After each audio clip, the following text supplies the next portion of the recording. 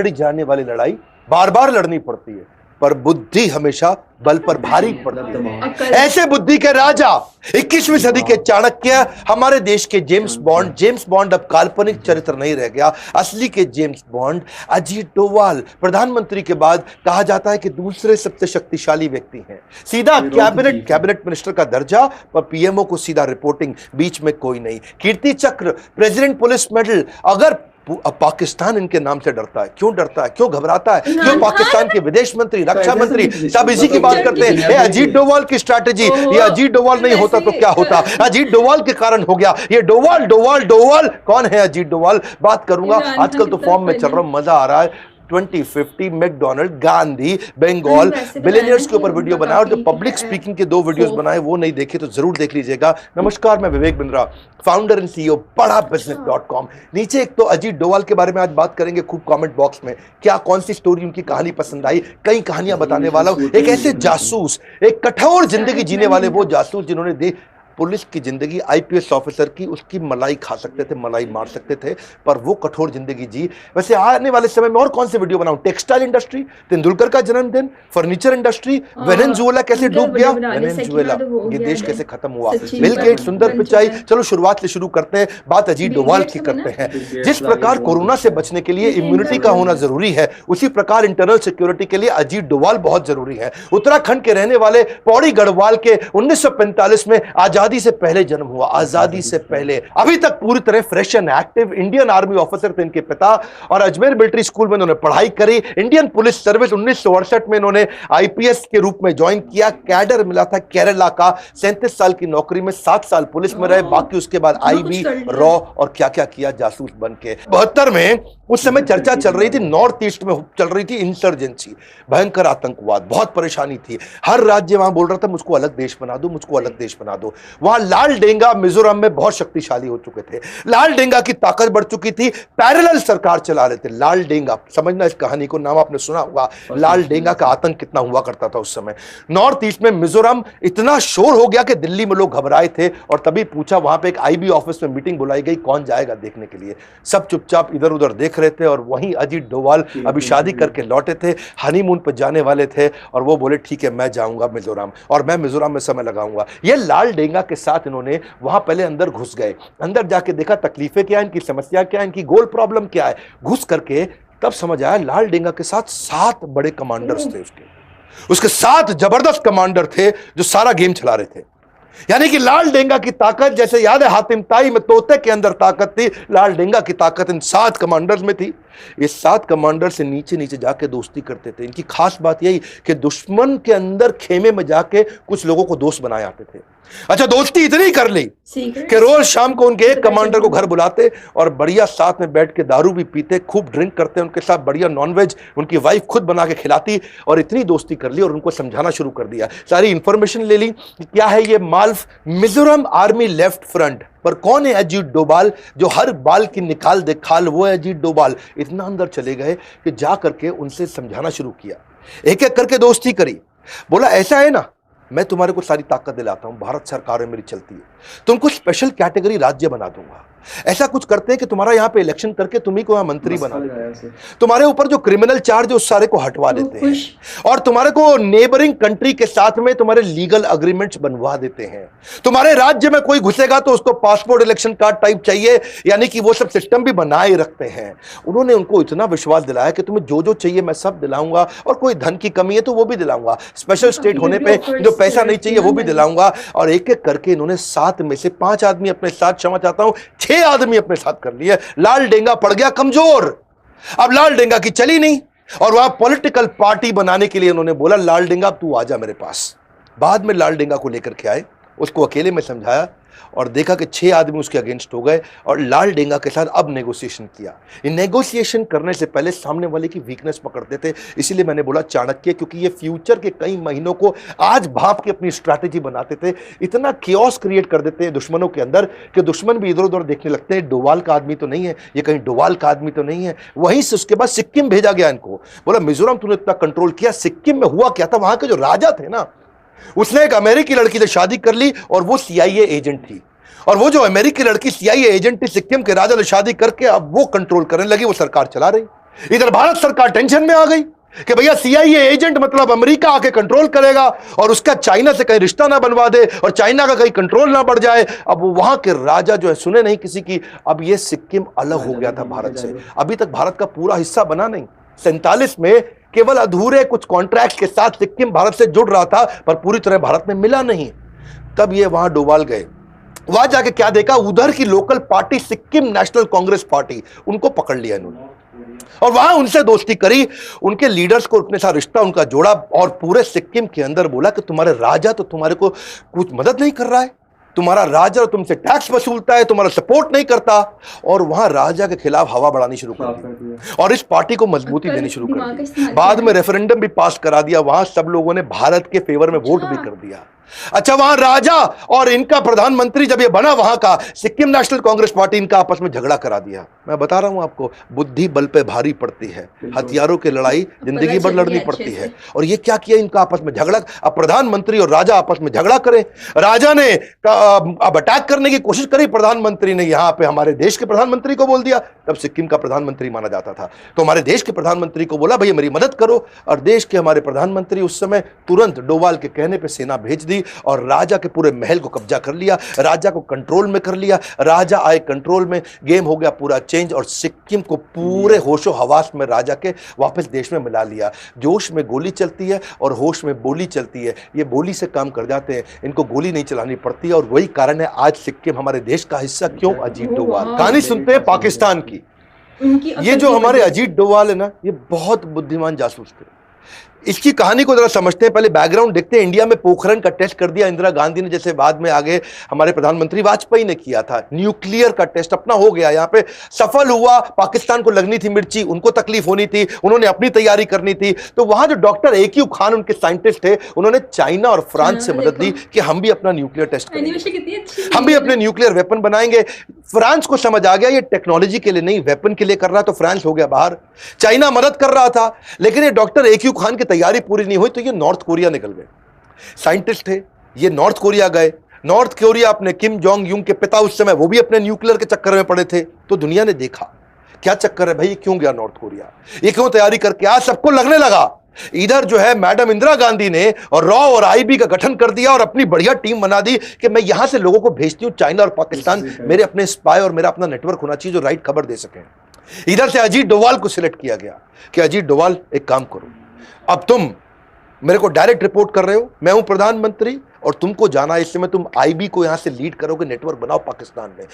काहोटा नाम की जगह थी ये, रावलपिंडी के पास में, जहां पे इनका एक खान रिसर्च सेंटर था, जहां पे इसकी तैयारी चल रही थी।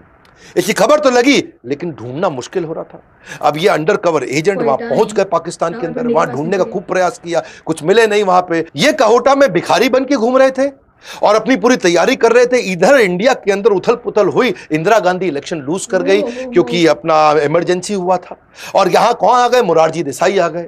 अच्छा, इन्होंने क्या किया, खान रिसर्च सेंटर के बाहर जो साइंटिस्ट आते थे उनको ट्रैक करना शुरू किया। ये साइंटिस्ट आ रहा है जा रहा है, आ रहा है जा रहा है, मिल नहीं पा रहे हैं, पकड़ नहीं पा रहे, समझ नहीं आ रहा क्या करें।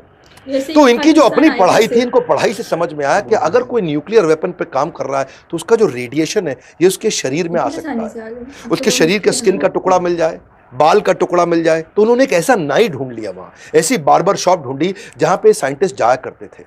तो वहां जाकर के भिखारी बन के वहां बाहर बैठ गए और वहां बालों के सैंपल उन साइंटिस्ट लोगों के कलेक्ट करने शुरू कर दिए। बहुत बुद्धिमान थे, बहुत बुद्धिमान, लंबी तैयारी करके चले।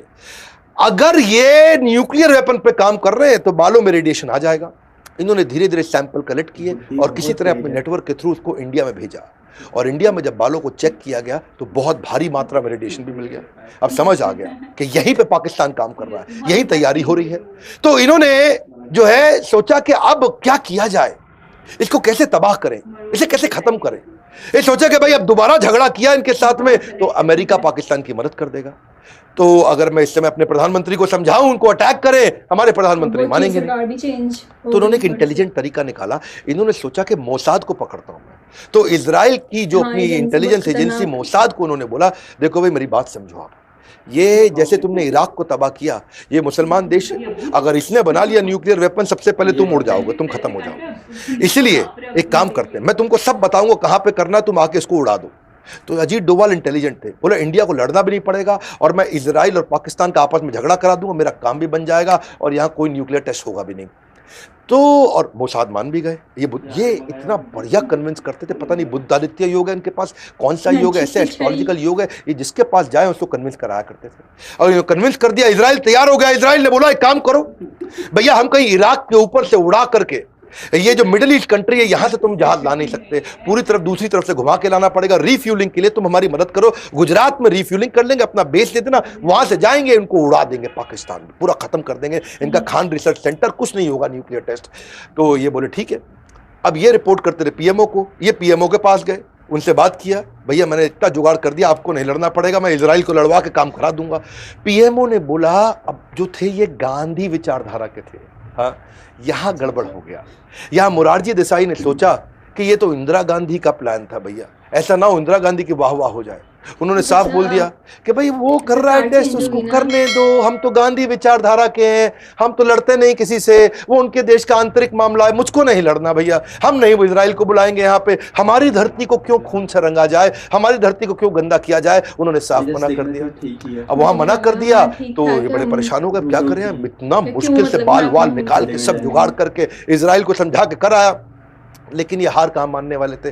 कल की सुरक्षा के लिए सबसे अच्छी तैयारी रहे, विनम्रता से ही सही मगर कोशिश जारी रहे। इन्होंने कोशिश करते रहे, इन्होंने देखा एक साइंटिस्ट को पकड़ लिया, उसका एक्स्ट्रा मैरिटल अफेयर निकाल दिया और वहां लड़की को भी पकड़ा, इनको भी पकड़ा और साइंटिस्ट को जाके बोला इधर आ, मैं तेरी सारी खबर लीक कर दूंगा और तुझको बर्बाद कर दूंगा, मेरी बात सुन, मैं इसको ब्लूप्रिंट दे दे अंदर का, बस इतना कर दे। वो साइंटिस्ट घबरा गया, वो बोला ठीक है पूरा ब्लूप्रिंट सब कुछ दे दूंगा पर $10,000 दे दे मुझे, ताकि मैं यहाँ से बाहर निकल जाऊं, मेरी जिंदगी भी तो सेट कर लो ना, मैं यहाँ से निकल जाता तो पूरा ब्लूप्रिंट दे दूंगा, तो इंडिया को दे दियो। इंटरेस्टिंग है। इसने कहा ठीक है, $10,000 तो कुछ नहीं है। इन्होंने अपना फिर फोन लगाया वहां पीएमओ को, हाँ जी $10,000 दे दो, काम हो गया हमारा, कैश में जाएगा पैसा, हाँ तो वैसा ही जुगाड़ चाहिए इनको। तो वहां पे मोरारजी देसाई ने फिर मना कर दिया। मोरारजी देसाई बोले ऐसे थोड़ी होता है, हमारे पास तो बजट भी नहीं है जी, हमारे पास पैसा भी नहीं है, और हम क्यों ये सब काम करें, जो पाकिस्तान को करना है वो अपनी धरती पे कर रहा है, हम अपनी धरती पे कर रहे हैं, वो उनका आंतरिक मामला है। मोरारजी देसाई ने फिर से मना कर दिया। अब यहाँ पर परेशान हो गए। अच्छा इधर हमारे रॉ के चीफ अरिन का वो परेशान हो गए, वो बोले मोरारजी देसाई ये क्या तरीका हुआ, हम लोगों ने अपने स्पाई नेटवर्क को जान खतरे में डाल के इंफॉर्मेशन ला रहे हैं, सोचो सर आपको ब्लूप्रिंट मिल गया तो आप क्या क्या कर सकते हो, आपको सब पता चल जाएगा उनके बारे में। इन्होंने मना किया, उसने रिजाइन कर दिया। अच्छा अरिन खान ने यहाँ रिजाइन किया, लेकिन वो वहां हार नहीं माने। अजीत डोभाल फिर भी वहां लगे रहे। अजीत डोभाल ने वहां और तैयारियां करी कि मैं कैसे मैं इसको नेस्ते नाबूद करूं, कैसे इसको खत्म करूं कैसे। पर इतने में क्या हुआ, इनके जो यहाँ पे नए राष्ट्रपति यानी कि अभी आर्मी के थे, वो आकर के पूरे डिक्टेटर जिया उल हक, उन्होंने कंट्री को, पाकिस्तान को अपने कंट्रोल में ले लिया। लेकिन वो चाहते थे आजू बाजू के देशों से रिश्ता ठीक बना रहे, थोड़े धार्मिक थे, सबसे प्रेम से बात किया करते थे, कभी श्रीलंका के प्राइम मिनिस्टर को फोन करें, कभी बांग्लादेश में करें, कभी फोन करें नेपाल में, तो इंडिया में फोन लगाए कभी कभी। अच्छा यहाँ पे जब मोरारजी देसाई से बात किया, मोरारजी देसाई अपने शाम को अपनी अलग आनंद में जीवन जी रहे थे, और वहां मोरारजी देसाई फोन पे बात करते वक्त उन्होंने इनको बोल दिया, तुम क्या समझ रहे हो जिया उल हक, हमने कच्ची गोलियां नहीं खेली, हमें सब पता है तुम कहोटा में क्या कर रहे हो। और वहां जिया उल हक परेशान, वो कहा ये क्या हो गया, इसको कैसे पता, तुम क्या न्यूक्लियर वेपन बना रहे हो, तुम्हारे कितने साइंटिस्ट हैं, वहां क्या क्या तैयारी करी, तुम्हारे खान रिसर्च सेंटर में क्या हो रहा है, हम कच्ची गोलियां नहीं खेलें जिया उल हक, हमारा भी नेटवर्क है तुम्हारे यहाँ पे, हाँ जरा कंट्रोल में रहो जिया उल हक। जिया उल हक परेशान।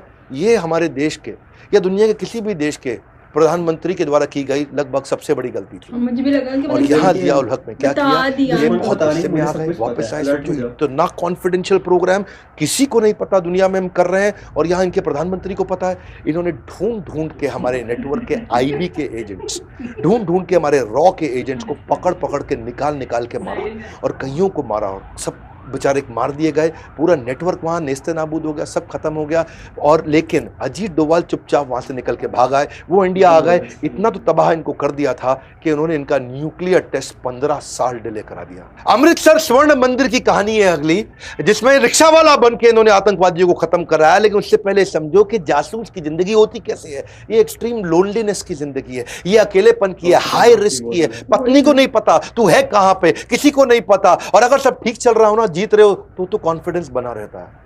लेकिन भाई साहब जब बिल्कुल अकेले पड़ जाओ और सब खराब हो रहा और सारे प्लान बर्बाद हो रहे हो और आपको पता है किसी भी समय मारे जा सकते हो, उसके बावजूद इतना करेज रखना, ये थे अजीत डोभाल। अगली कहानी स्वर्ण मंदिर अमृतसर की। एक जासूस की सबसे बड़ी ताकत उसका आत्मविश्वास होता है, और वहां स्वर्ण मंदिर, वहां भिंडरेवाला, इन लोगों ने कब्जा कर रखा था पूरे स्वर्ण मंदिर को। 1984 में जब ऑपरेशन ब्लू स्टार हुआ था तो कई लोग मारे गए थे, पूरा स्वर्ण मंदिर भी टूट गया था, तो लोगों को बहुत बुरा लगा, स्वयं इंदिरा गांधी को भी बुरा लगा था। नहीं चाहते थे कि गुरुद्वारे का नुकसान हो, पर नुकसान बहुत हो चुका था, सिख लोग बहुत नाराज हो चुके थे। लेकिन इस दफा जो खालिस्तान की डिमांड के लिए कई आतंकवादियों ने स्वर्ण मंदिर को कब्जे में ले लिया, उसको छुड़वाना था। और कैसे किया जाए? केपीएस गिल उस समय इंस्पेक्टर जनरल हुआ करते थे, हेड ऑफ द पुलिस थे उस समय पूरे पंजाब के, ये वहां पहुंचे अजीत डोभाल। अजीत डोभाल बन गया वहां रिक्शा वाला, और रिक्शा वाला बन के आजू बाजू इधर उधर स्वर्ण मंदिर के आसपास घूमने लगे। अच्छा, ये वहां पंजाबी थे नहीं तो पकड़ में आ रहे थे। वहां पे जितने खालिस्तानी आतंकवादी, वो समझ रहे थे कि ये आदमी लोकल नहीं लग रहा है, लेकिन ये इतना एक्सपर्ट बन के वहां रिक्शे में घूम रहे थे, लेकिन शायद ये चाहते थे कि मैं उनकी नजर में आ जाऊं, और आ गए नजर में। और वहां जितने आतंकवादी, उनमें 4 लोग आए और उसको पकड़ लिए। ए इधर आ, कौन है तू? ए कित्थों आया है तू? तो सानू पंजाबी लगता नहीं है, आजा आजा आजा। उनको ले गए साथ में, पंजाबी नहीं लग रहा तू, कौन है? अच्छा, अब ये पकड़े गए वहां, अब परेशान मैं करूं तो क्या करूं? तो इन्होंने उनको समझाया कि मैं आईएसआई का एजेंट हूं और मैं तुम्हारे लिए आया हूं, मुझे पाकिस्तान से भेजा गया तुम्हारी मदद करने के लिए, खालिस्तान बनाने के लिए। वो माने नहीं, ए तू नौटंकी कर रहा है, हाँ झूठ बोल रहा है, ए मारो उसको, कौन है ये? लेकिन उनको उस समय तक इतनी उर्दू सीख चुके थे, इतनी मस्जिद में आना जाना इतना कर चुके थे, इतनी औलिया की मज़ार देख चुके थे, इतना रिश्ते में उनके साथ पाकिस्तान में घुस चुके थे कि इनके लिए आसान था। इन्होंने उनको कन्विंस कर दिया, और इतना कॉन्फिडेंस से कन्विंस किया कि वहाँ आतंकवादी कन्विंस हो गए, नहीं नहीं नहीं, ये तो आईएसआई ने भेजा है, वो पैसे आएंगे, वो आर्म्स आएंगे, एम्यूनेशन आएंगे। खुश हो गए वो, उनको डोभाल को अंदर ले आए। मैंने बताया ना, डोभाल की लोगों को कन्विंस करने की, साइकोलॉजी के साथ खेलने की क्षमता बहुत बड़ी, और अंदर जा करके कितने स्नाइपर कहाँ हैं, कितने गन मजबूत हैं इनके पास में, कौन सी खिड़की से अटैक करेंगे, ट्रिग्नोमेट्री से कौन सा एंगल लेंगे, कहाँ कहाँ इनकी गोली चलेगी, कहाँ चूकेगी, वो सारा अंदर ब्लूप्रिंट अपने दिमाग में छाप लिया। 3 दिन उनके साथ रहे, 3 दिन अंदर पूरा घूम करके देख देख के एक एक आदमी को, अच्छा कितना असला, कितना बारूद, कितनी देर तक लड़ पाएंगे, लगातार गोली चलाएंगे, कितना देर तक लड़ेंगे, लेके इंफॉर्मेशन बाहर आ गए। और बाहर आकर के हमारे वहां जितने भी सारे कमांडोज थे, और उस कमांडो ऑपरेशन में उनको ट्रेन किया, उनको समझाया और उनको एक एक का डायरेक्शन दिया। गए अंदर, सारे के सारे आतंकवादियों को खत्म किया, एक भी आदमी सेना का हमारा मारा नहीं गया, एक भी कैजुअलिटी नहीं हुई, कोई नहीं मरा, कंट्रोल करके पूरा ऑपरेशन जीत करके लेके आए। ये थे अजीत डोभाल, कभी बनते भिखारी, कभी बनते रिक्शा वाला। शुरुआत केरला में कंट्रोल किया, बाद में नॉर्थ ईस्ट कंट्रोल किया, पंजाब को कंट्रोल किया, पाकिस्तान से कंट्रोल लेकर के आए न्यूक्लियर वेपन को। अब बारी थी कश्मीर की, इलेक्शन वहां हो नहीं पा रहे थे, इंडिया बड़ा परेशान था, वहां मिलिटेंसी बढ़ती चली जा रही थी, तकलीफें बढ़ रही थी।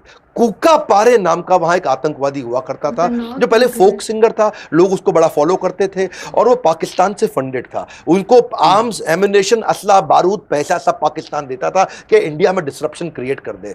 अच्छा, अब ये पहुंच गए, ये जब जाते थे किसी को पता नहीं चलता कि वहां पहुंच गए। ये पहुंच के वहां जाके कूका पारे को मिले और उसको मिल करके पर्सनली साथ में बैठाया, उससे दोस्ती किया, उसके साथ खाना पीना हुआ, उसके साथ नाश्ता चाय पानी, और रात को भी उसके साथ अलग प्रकार का रिलेशनशिप बनाया कि भाई बैठ के गप मारे आराम से। कूका पारे को कंफर्टेबल कर दिया और समझा दिया कि तुझे कुछ नहीं दे रहा है पाकिस्तान, मैं तुझे सारा सपोर्ट करूंगा। नेगोशिएशन की स्किल्स बड़ी आउटस्टैंडिंग थी इनकी, मिला लिया, कूका पारे हो गया इनके साथ में, अपने 250 लोगों के साथ में कूका पारे को सपोर्ट किया, और कूका पारे को समझाया कि जो पाकिस्तान तेरी मदद करता था आज तू उसके अगेंस्ट खड़ा हुआ।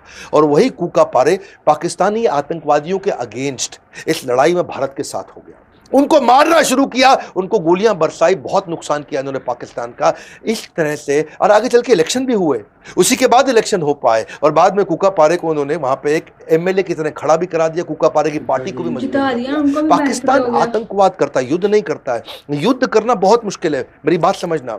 युद्ध जो है ना, उसमें पूरे देश को लगना पड़ता है। आतंकवाद क्या है, 10 लोग आए अजमल कसाब मुंबई में, 10 लोग आए, बहुत नुकसान करके चले गए। आतंकवाद एक सस्ता ऑल्टरनेट है, युद्ध बहुत महंगा पड़ता है, इसलिए युद्ध लड़ना तो आसान है, वो डिफेंस की मिनिस्ट्री लड़वा देगी, वो हमारे साथ फॉरेन मिनिस्टर, डिफेंस मिनिस्टर सब दिमाग लगा करके वो लड़ लेंगे, लेकिन इंटेलिजेंस के साथ में इंटरनल सिक्योरिटी के चीफ हमारे देश के, वो इस तरह 5-5, 10-10 लोगों के जो आतंकवादी हमले होते हैं उससे कैसे बचाएं, वहां इनका बहुत दिमाग लगता था। ये पाकिस्तान ने जो हमारा IC-814 हाईजैक कराया था, जो नेपाल से दिल्ली आ रहा था, काठमांडू से दिल्ली, ये भी क्या है? ये आतंकवाद है। ये वॉर नहीं है, पाकिस्तान युद्ध नहीं करता था, आतंकवाद करता था। उसको ले जाकर के पहले लाहौर ले गए, उसके बाद उसको ले गए कांधार अफगानिस्तान में लेकर के वहां से अपने कंट्रोल में ले लिया और यहां से फोन कर दिया कि मुझको $200 मिलियन दे दो और हमारे 35 आतंकवादी तुम्हारी जेल में जहां जहां है सबको रिहा कर दो। और यहां अजीत डोवाल को बुला लिया गया, भाई अजीत डोवाल आओ, संभालो यहां मामला। अजीत डोवाल फटाक पहुंच गए वहां कांधार। वहां जाके अजीत डोवाल सोचे कि मैं नेगोशिएट करूं कैसे, क्योंकि यहां सब इनके कंट्रोल में, 170 आदमी हमारे इनके कंट्रोल में, यहां सारी दवाइयां, सारा खाना, सारा राशन पानी, सारा सपोर्ट कांधार के अंदर इनको पूरा मिल रहा है तालिबानियों से। तो अब अजीत डोवाल के पास सामने वाले की कोई वीकनेस थी नहीं, हर बार कोई ना कोई वीकनेस ढूंढ के आ जाते थे। फिर इनको ने देखा कि इनको सपोर्ट करता कौन है, इनको सब देख कौन रहा है, इतनी ताकत कौन दे रहा है, तो समझ में आया ISI जो पाकिस्तान की इंटेलिजेंस एजेंसी है वही सपोर्ट कर रही है, उनके सपोर्ट से कर रहे हैं। तो उन्होंने कहा कि मैं ऐसा करता हूं, इनकी इंटेलिजेंस एजेंसी को कंफ्यूज करता हूं। बात को समझना भैया, इन्होंने यहां से कुछ ऐसी एक्टिविटी शुरू कर दी जो ISI देख सके, जिससे ISI कंफ्यूज हो जाए। इन्होंने जो जो आतंकवादी की लिस्ट थी उनके बारे में रिसर्च एक्टिवेट कर दी। इन्होंने तुरंत इजराइल फोन लगाया, इजराइल की इंटेलिजेंस एजेंसी से बातचीत शुरू कर दी, रशिया की इंटेलिजेंस एजेंसी से बात करी, US में जगह जगह बातचीत शुरू कर दी। और यहां पे कंफ्यूज हो रहे ISI वाले, बोले कर क्या रहा है अजीत डोवाल? अच्छा, आतंकवादियों को बोला बात करो, उससे बात करो। बोलो कहां है $200 मिलियन मांगो इससे। ये अजीत डोवाल को बोले पैसे दे दो, 35 आतंकवादी दे दो, तभी हवाई जहाज छोड़ेंगे। अजीत डोवाल बोले दे रहे हैं, थोड़ा समय दो, पैसे की तैयारी कर रहे हैं, इतने आतंकवादी लेके आने, उसकी तैयारी कर रहे हैं, थोड़ा समय दो, समय दो। अजीत डोवाल समय मांगते जा रहे थे और यहां से वो चाहते थे कि ISI को कंफ्यूज करते जाऊं, ISI उनको इंस्ट्रक्शन देता जाएगा। इसको बोलते हैं चाणक्य पंडित। इन्होंने ISI को इतना कंफ्यूज करा दिया कि इन्होंने दुनिया भर में बातचीत शुरू कर दी और ISI को लगा अजीत डोवाल को लंबी चौड़ी तैयारी कर रहा है भैया, ऐसा ना हो कोई इजराइल से अटैक करवा दे, ऐसा ना हो कि पीछे रशिया का झगड़ा हुआ करता था इनके साथ अफगानिस्तान में, यहां से अटैक करा दे, कहीं US से कुछ करा दे। अब ISI उनको बोले जल्दी कर लो, जल्दी, को लंबी तैयारी ना कर बैठे, जल्दी करो, जल्दी लंबी, तो वो घबरा गए। और यहां इन्होंने बोला, अजीत डोवाल ने, एक आतंकवादी दे सकता हूं, बताओ। बोले नहीं, पूरे 35 से एक दे सकता हूं, बताओ। 35 से एक दे सकता हूं, बताओ। तो वो बोले 170 लोग मार देंगे, एक दे सकता हूं, बताओ। तो उन्होंने कहा ठीक है, पहले मौलाना मसूद अजहर दे दो, फिर हमारे को उन्होंने 2 आतंकवादी और बता दी, ये दे दो। उन्होंने कहा ठीक है, मैं 3 की ट्राई करता हूं, लेकिन देना एक चाहता हूं। और यहां से ISI ने बोला देख जो है पैसे वैसे छोड़, ये 3 आतंकवादी जल्दी मंगवा दे हमारे को, ये 3 आदमी चाहिए हमारे को। और बस वही हुआ, वो घबरा गए और फटाफट इन्होंने उनकी साइकोलॉजी से खेला, नेगोशिएट किया। 35 की जगह केवल 3 दिए, $200 मिलियन की जगह कुछ नहीं दिया, और सारे के सारे 170 के 170 लोगों को खाली एक का देहांत हुआ था, बाकी सबको हवाई जहाज में लेकर चुपचाप वापस इंडिया आ गए। ये थे अजीत डोवाल। बोला एक से ज्यादा नहीं देना चाहता था वो, तो यहाँ पे पूरे देश का प्रेशर हुआ पड़ा था। वाजपेयी साहब बोल रहे थे जो मांग रहे हैं दे दो, लेकिन जल्दी अपने लोगों को ले आओ, अपने लोगों को ले आओ। तो ये प्रेशर में चलते, अगर प्रेशर ना होता तो शायद एक से ही बचवा के ले आते। Dawood Ibrahim most wanted India का आतंकवादी खत्म कर दिया होता अजीत डोवाल ने। दाऊद इब्राहिम की ना बेटी की शादी थी, जावेद मियांदाद क्रिकेटर था, उसके बेटे के साथ जुनैद मियांदाद, शादी हो गई पाकिस्तान में। पाकिस्तान शुरू से मना कर रहा है दाऊद इब्राहिम हमारे यहां नहीं है, हमारी जमीन पे नहीं रहता। इंडिया मांग रहा है पाकिस्तान से, पाकिस्तान कहता है ही नहीं यहां। इंडियन इंटेलिजेंस को जब पता चला तो पाकिस्तान को भी वहां समझ रहा था, उसने कहा भाई तुम रिसेप्शन यहां नहीं करोगे, यहां से निकल लो, तुम चले जाओ ग्रैंड हयात होटल के अंदर, दुबई में रिसेप्शन इनकी फिक्स हो गई, वलीमा बोलते हैं शायद इसको। और वो जब इनको पता चला अजीत डोवाल को, बोले सीधा मौका है, पहली बार इंडिया को पता है दाऊद इब्राहिम कितने बजे, कहां, कैसे, किस गली में मिलेगा, गेम ओवर करेंगे। अजीत डोवाल ने अपने यहां गवर्नमेंट को समझा दिया हम कुछ नहीं करेंगे, ऐसा करते हैं, इसमें छोटा राजन के शार्प शूटर उठाते, नेपाल से इनकी पुरानी दुश्मनी है और दुश्मन को दुश्मन से बढ़वाते, हमारा काम अपने आप हो जाएगा। छोटा राजन के 2 शार्प शूटर ये काठमांडू के रास्ते दिल्ली ले आए और दिल्ली लाके एक 5 स्टार होटल में उनको ट्रेन कर रहे थे। क्योंकि इनका जो झगड़ा है पुराना झगड़ा था, ये 90s का झगड़ा था, हिंदू डॉन मुस्लिम डॉन, और उस झगड़े को ये भुनाना चाहते थे। और अब इतनी बढ़िया ट्रेनिंग चल रही थी, लेकिन ऐसा मीडिया में सुनने में आता है कि आज भी मुंबई पुलिस में कुछ लोग हैं जिनको दाऊद से शायद तनख्वाह मिलती है, और वही खबर फैल गई। कमिश्नर ऑफ मुंबई पुलिस तुरंत दिल्ली पहुंच गया और जाकर के उन्होंने रोक दिया उनको, बोला अजीत डोवाल आप नहीं कुछ कर सकते इसमें, मेरे को ये दोनों आतंकवादी चाहिए, मैं इनको ढूंढ रहा था, ये नेपाल से दिल्ली आ गए, अब मैं इनको ले जा रहा हूं। अजीत डोवाल ने समझाया अरे हम बड़े मिशन पे लगे हैं भाई, ये दाऊद को हम रुक जाओ नहीं। अजीत डोवाल उस समय रिटायर हो चुके थे और कमिश्नर उस समय स्टैंडिंग कमिश्नर थे, और वो उस दोनों को लेकर के वो नेपाली आतंकवादियों को या समझो छोटा राजन के दोनों शार्प शूटर्स को लेके, अगर वो मुंबई पुलिस इस समय हस्तक्षेप नहीं करती तो दाऊद आज इस दुनिया में नहीं होता। अजीत डोवाल इंटेलिजेंट ऐसे हैं, साहस ऐसा है कि बड़ों को चकनाचूर कर दे। ISIS ने इराक को ऑक्यूपाई किया था, अगली कहानी सुनो। और उस समय आपको याद होगा कि तिरकित के अस्पताल में वहां हमारी कई नर्सेस थी, और वो 46 इंडियन नर्सेस थी जिनको वहां कैप्चर कर लिया। ISIS उनको छोड़ना नहीं चाहता था, वो उनके कब्जे में आ चुका था। अजीत डोवाल चुपचाप, जिस दिन ये पता चला 2 दिन के अंदर इराक पहुंच गए, और इराक के अंदर किसी को नहीं मालूम, इंडिया में नहीं मालूम किसी को अजीत डोवाल इराक में नहीं मालूम अजीत डोवाल इराक में है। 48 घंटे लगे अजीत डोवाल को ISIS को समझाने में कि मेरे को सारी 46 नर्सेस चाहिए तुरंत। 48 घंटे के अंदर, दुनिया में आज तक किसी को नहीं मालूम अजीत डोवाल उनसे क्या बोल के आए। ISIS जो अमेरिका की नहीं सुनता, रशिया की नहीं सुनता, किसी की नहीं सुनता, वो अजीत डोवाल की सुन लिया। 48 घंटे के अंदर सारी 46 नर्सेस को एकदम सुरक्षित वापस इंडिया में ले आए। ऐसे आदमी, पुलवामा में अटैक हुआ, उससे पहले अटैक हुआ, यही तो मास्टरमाइंड है हमारे सर्जिकल स्ट्राइक के। इंडिया, ये तो आपको पता ना, चीप तरीके से पाकिस्तान अटैक करता, वॉर तो करता नहीं सामने आकर के, आतंकवाद करता, आतंकवाद सस्ता पड़ता है उनको। 18 सोल्जर हमारे शहीद हुए थे, कहाँ पे, ये उरी में। और उरी में जब ऐसा हुआ पूरे देश को गुस्सा था, इन्होंने तुरंत NSA की टीम बुला करके और मिलिट्री की हाई लेवल मीटिंग बुला करके, फना होने की इजाज़त ली नहीं जाती है, वतन से मोहब्बत पूछ के की नहीं जाती है। उन्होंने ब्लूप्रिंट तैयार किया, पूरी तैयारी कर ली, एक एक्सीलेंट अंडरस्टैंडिंग PM के साथ इनकी पहले से है, PM से इन्होंने अप्रूवल ले लिया, आइडियोलॉजी दोनों की मिलती जुलती है, आगे बढ़े और जाकर के तुरंत 11वें दिन के अंदर वहां जाके अटैक करके आए। 11वें दिन में LOC में घुसे, 3 किलोमीटर अंदर गए, लॉन्च पैड खत्म किए, 2 पाकिस्तानी सोल्जर को भी मारा, इनके 38 टेररिस्ट भी खत्म किए, इंडिया की एक भी कैजुअलिटी नहीं थी। ऐसे ये स्ट्राइक भी किया 2019 में, भी रिसेंटली इन्होंने पुलवामा में अटैक किया। पिछली बार ये 11वें दिन पहुंचे, इस बार 12वें दिन पहुंचे, इंडियन एयरफोर्स लेकर के LOC को डिस्ट्रॉय करके उनके मिलिट्री कैंप के अंदर घुस के, और वहां जाकर के इंडियन, अच्छा जब ये लोग वापस आने लगे तो पाकिस्तान ने कुछ फॉलो करना शुरू किया। जब फॉलो किया तो उनको खदेड़ने के लिए वापस अभिनंदन गए, अभिनंदन वहीं रह गए, और जब अभिनंदन वहीं रह गए, ये इंडिया में बहुत खबर हो गई थी, दुनिया में खबर हो गई। डोवाल को टाइम नहीं लगा, 2 दिन लगे, केवल 2 दिन के अंदर US एम्बेसी के थ्रू, और डायरेक्ट मैसेज इतना मजबूती से पहुंचा। इमरान खान दुनिया को बोले नहीं हम तो क्या है, विनम्रता के चलते वापस कर रहे हैं। हिंदुस्तान का पायलट हमने पकड़ा हुआ है, हम एज ए पीस जेस्चर हम उसको कल रिहा करने लगे हैं हिंदुस्तान को। पर 48 घंटे के अंदर बड़ा क्लियर मैसेज दे दिया, ज़्यादा इधर उधर किया, बलूचिस्तान तुम्हें देखेगा नहीं, बहुत स्ट्रांग मैसेज दिया। 48 घंटे में अभिनंदन वापस। मुद्दा बड़ा सिंपल है, मुझे ना तन चाहिए ना धन चाहिए, बस अमन से भरा ये वतन चाहिए, और जब मरूं तो तिरंगा कफन चाहिए। ये तो सारी मलाई दुनिया की मार सकते थे, पर हमेशा इन्होंने वो काम किया जो सबसे ज़्यादा रिस्की था। कभी डरे नहीं, निडर है, किसी थ्रेट से घबराते नहीं, चेहरे पे इनके डर दिखता नहीं है, मेंटल पीस को मैनेज कर पाते हैं। इनके पास में सामने वाले की सारी फ्यूचर टैक्टिक्स क्या है उसको पकड़ सकते हैं, अग्रेशन, गुस्सा और शांति, ये दोनों को साथ में लेकर चलने वाले, साइकोलॉजी से खेलने वाले, देश को अपनी जान पर खेलकर आंतरिक बाहरी सुरक्षा देने वाले अजीत डोवाल को हम कुछ नहीं दे सकते, पर अगर कुछ दे सकते हैं तो उनको भारत रत्न दे सकते हैं।